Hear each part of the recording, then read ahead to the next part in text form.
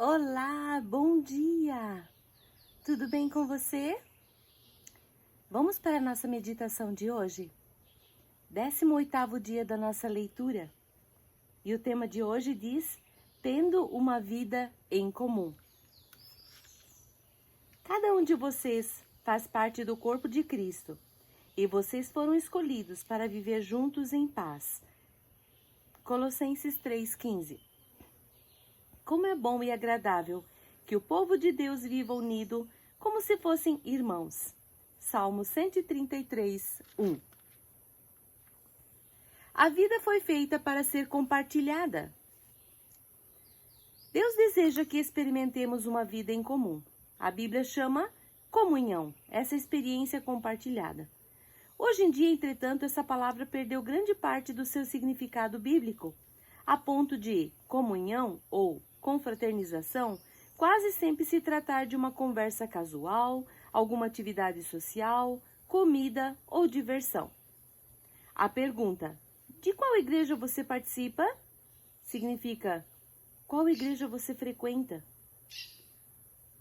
Ficar para a confraternização normalmente significa esperar pelo lanche. Comunhão é muito mais que apenas aparecer nos cultos. Significa experimentar a vida juntos. Isso inclui amar de modo altruísta, compartilhar com transparência, servir nas necessidades práticas, autossacrifício, consolidar ou consolar solidariamente a todas as outras atividades seguidas da expressão uns aos outros, encontradas no Novo Testamento. Quando se trata de comunhão, o tamanho importa. Quanto menor, melhor. Você pode adorar no meio de uma multidão, mas não pode ter comunhão com todos ao mesmo tempo. Quando um grupo aumenta para mais de 10 pessoas, alguém deixa de participar. Normalmente, o mais reservado. E umas poucas pessoas acabam dominando o grupo. Jesus ensinava dentro do contexto de um pequeno grupo de discípulos. Ele podia ter escolhido mais, no entanto, sabia que 12 pessoas era o número máximo razoável para um grupo em que se pretende que todos participem. O corpo de Cristo, assim como o próprio corpo humano, é na verdade um conjunto de muitas células pequenas. A vida do corpo de Cristo, tal qual o nosso corpo, está contida no interior das células. Por essa razão, todo cristão deve fazer parte de algum pequeno grupo dentro de sua igreja. Um grupo de comunhão nas casas, uma classe de escola dominical, um grupo de estudo bíblico. É nesses encontros que ocorre a verdadeira comunhão, não nas grandes reuniões. Se você imaginar sua igreja como um navio, os diversos grupos são os botes salva-vidas presos a ele. Deus fez uma fantástica promessa a respeito dos pequenos ajuntamentos de cristãos. Pois, onde se reunirem 2 ou 3 em meu nome, ali eu estou no meio deles. Infelizmente, mesmo que você frequente algum grupo, isso não é garantia de que irá experimentar comunhão real. Muitas classes de escola dominical e outros grupos na igreja ficam presos à superficialidade e não fazem ideia de como é experimentar a verdadeira comunhão. Qual, porém, é a diferença entre comunhão verdadeira e a falsa? Na verdadeira comunhão, as pessoas experimentam autenticidade. A comunhão autêntica não é superficial, nem se resume a conversas sobre banalidades. É genuína, de coração para coração, às vezes chegando ao ponto de compartilhar assuntos íntimos. A comunhão ocorre quando as pessoas se mostram honestas a respeito de si mesmas e do que está acontecendo em suas vidas. Elas dividem mágoas, revelam sentimentos, confessam falhas, dão a conhecer dúvidas, admitem medos, reconhecem suas fraquezas e pedem ajuda e oração. A autenticidade é exatamente o oposto do que você encontra em algumas igrejas. Em vez de uma atmosfera de honestidade e humildade, há uma conversação fingida, encenada, politiqueira, superficial, educada e frívola. As pessoas vestem máscaras, mantêm a guarda e agem como se sua vida fosse bem-sucedida em todos os aspectos. Essa atitude decreta a morte da verdadeira comunhão. Somente quando somos sinceros sobre nossa vida é que experimentamos a real comunhão. A Bíblia diz: se porém andarmos na luz como Ele está na luz, temos comunhão uns com os outros. Se confessarmos que estamos sem pecado, enganamo-nos a nós mesmos e a verdade não está em nós. O mundo pensa que a intimidade ocorre no escuro, mas Deus diz que ela faz parte da luz. As trevas são usadas para esconder ferimentos, erros, medos, fracassos e falhas. É na luz que os trazemos todos para um lugar aberto e admitimos quem realmente somos. Naturalmente, ser autêntico exige coragem e, ao mesmo tempo, humildade. Significa enfrentar o medo de ser exposto, da rejeição, de ser novamente magoado. Por que alguém correria tal risco? Porque é a única maneira de crescer espiritualmente e ser emocionalmente saudável. A Bíblia diz: façam disso uma prática comum. Confessem seus pecados uns aos outros e orem uns pelos outros, para que vocês possam viver juntos, integrados e curados. Só cresceremos assumindo riscos, e o mais difícil de todos é ser honesto com você mesmo e com os outros. Na verdadeira comunhão, as pessoas experimentam reciprocidade. Reciprocidade é a arte de dar e receber. É depender um do outro. A Bíblia diz: o modo pelo qual Deus formou o corpo humano é um modelo que nos ajuda a entender nossa vida comunitária na igreja. Cada parte depende da outra. A reciprocidade é a essência da comunhão. Edificar relacionamentos recíprocos, compartilhar responsabilidades e ajudar uns aos outros. Paulo disse: quero que nos ajudemos uns aos outros com fé que possuímos. A fé me ajudará e a minha fé ajudará vocês. A sua fé me ajudará e a minha fé ajudará vocês. Somos mais constantes em nossa fé quando outras pessoas caminham conosco e nos incentivam. A Bíblia recomenda prestação de contas, encorajamento, honra e serviços recíprocos. Em mais de 50 ocasiões no Novo Testamento, somos orientados a realizar diferentes tarefas uns aos outros.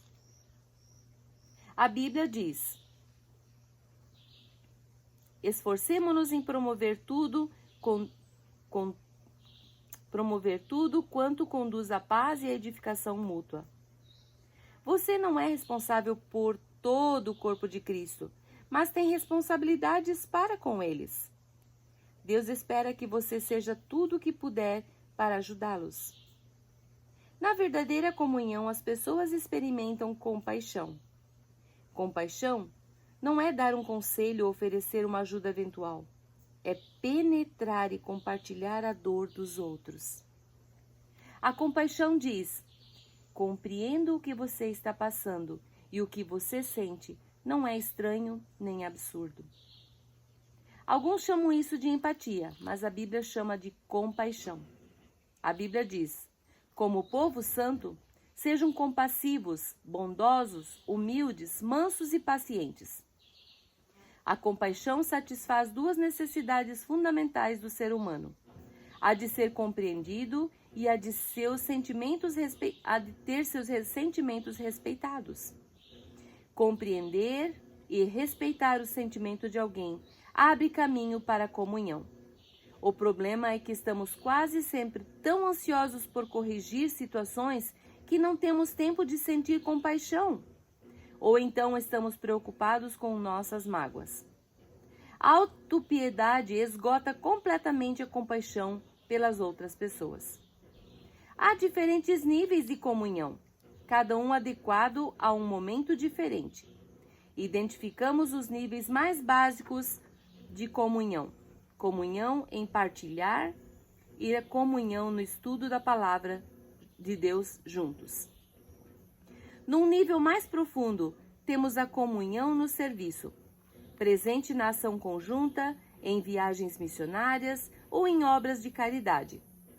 O nível mais profundo e intenso, porém, é a comunhão no sofrimento, que ocorre quando tomamos parte da dor e das aflições uns dos outros e carregamos os fardos uns dos outros. Os cristãos que melhor compreendem esse nível são aqueles que ao redor do mundo são perseguidos, discriminados e muitas vezes martirizados por causa da sua fé. A Bíblia ordena: compartilhem os seus problemas e aflições uns com os outros e, dessa forma, obedeçam à lei de Cristo. É em tempos de crise, tristeza e dúvidas profundas que mais precisamos uns dos outros. Quando as circunstâncias nos esmagam a ponto de nossa fé vacilar, é que mais precisamos de amigos cristãos. Precisamos de um grupo de amigos que tenham fé em Deus por nós e nos ajudem a superar as dificuldades. Em um grupo menor, o corpo de Cristo é real e palpável, mesmo quando Deus parece distante. Foi disso que Jó necessitou durante o seu sofrimento. Ele exclamou: um homem desesperado deve receber compaixão de seus amigos, muito embora ele tenha abandonado o temor do Todo-Poderoso. Na verdadeira comunhão, as pessoas experimentam misericórdia. A comunhão é um momento de graça em que os erros não são criticados, mas apagados. A comunhão acontece quando a misericórdia triunfa sobre a justiça. Todos precisamos de misericórdia, porque todos tropeçamos, caímos e precisamos de ajuda para retornar o caminho. Precisamos oferecer misericórdia uns aos outros e estar dispostos a recebê-la uns dos outros. Deus diz: quando as pessoas pecarem, vocês devem perdoá-las e confortá-las, para que não sejam vencidas pelo desespero. Você não pode ter comunhão sem que haja perdão. Deus adverte: jamais guardem rancor, porque a amargura e o ressentimento destroem a comunhão. Por sermos imperfeitos e pecadores, inevitavelmente magoamos uns aos outros depois que passamos juntos algum tempo. Às vezes magoamos uns aos outros intencionalmente e às vezes sem querer. Mas de qualquer maneira, faz-se necessária uma enorme quantidade de graça e misericórdia para criar e manter a comunhão. A Bíblia diz: vocês precisam ter consideração para com as falhas uns dos outros e perdoar aos que lhe ofendem. Lembrem-se, o Senhor perdoou vocês, por isso vocês devem perdoar uns aos outros. A misericórdia de Deus para conosco é um estímulo para que sejamos misericordiosos uns com os outros. Lembre-se, jamais lhe será pedido que perdoe alguém mais do que Deus lhe perdoou. Sempre que for magoado por alguém, você terá uma escolha: usar a sua energia e seus sentimentos para buscar vingança ou para encontrar uma solução. Você não pode optar por ambas as coisas. Muitos relutam em praticar a misericórdia porque não sabem a diferença entre confiar e perdoar. Perdoar é esquecer o passado. Confiar tem relação com o comportamento futuro. O perdão deve ser imediato, tenha ou não a pessoa pedido por ele. A confiança é reconstruída com o decorrer do tempo. Confiança exige antecedentes. Se alguém o magoa repetidamente, Deus lhe ordena que perdoe imediatamente. Mas não espere que você volte a confiar imediatamente ou que continue permitindo que tais pessoas o magoem. Elas devem mostrar que mudaram com o tempo. O melhor lugar para restaurar a confiança é no contexto de apoio mútuo de um grupo que promova tanto o encorajamento quanto a responsabilidade mútua. Você experimentará muitos outros benefícios ao fazer parte de um grupo da igreja comprometido com a verdadeira comunhão. Trata-se de algo essencial à vida cristã e não pode ser ignorado. Há mais de 2000 anos, os cristãos vêm se reunindo regularmente em grupos para buscar comunhão. Se você nunca fez parte de um grupo ou de uma reunião como essa, não sabe o que está perdendo. No próximo capítulo, veremos o que é necessário para criar esse tipo de comunidade com outros fiéis. Mas espero que este capítulo o tenha deixado ansioso para experimentar a autenticidade, a reciprocidade, a compaixão, a misericórdia da verdadeira comunhão. Você foi criado para viver em comunidade. Pergunta para nós meditarmos: o que posso fazer hoje para me unir ao outro irmão de maneira mais íntima e verdadeira? Que essa palavra possa ter encorajado você a procurar uma igreja, um grupo pequeno onde você possa partilhar a sua fé, aprender e ensinar. Nós sempre temos o que aprender e sempre temos o que dar. Que Deus abençoe você. Até a próxima.